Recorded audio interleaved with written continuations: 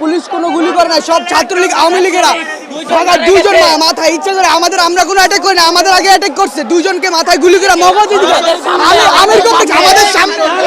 আমাদের সামনে গুলি করছে, মাথায় মাথায় মগজ বেরিয়ে গেছে। আমি রুগীর সাথে ছিলাম, রুগী রবার বুলেট ছাড়ে নাই, গুলি ছাড়তে এখান থেকে বেরিয়ে গেছে।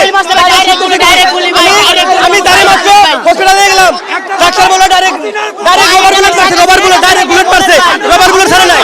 ছাত্রলীগে গুলি করছে, ছাত্রলীগে গুলি করছে।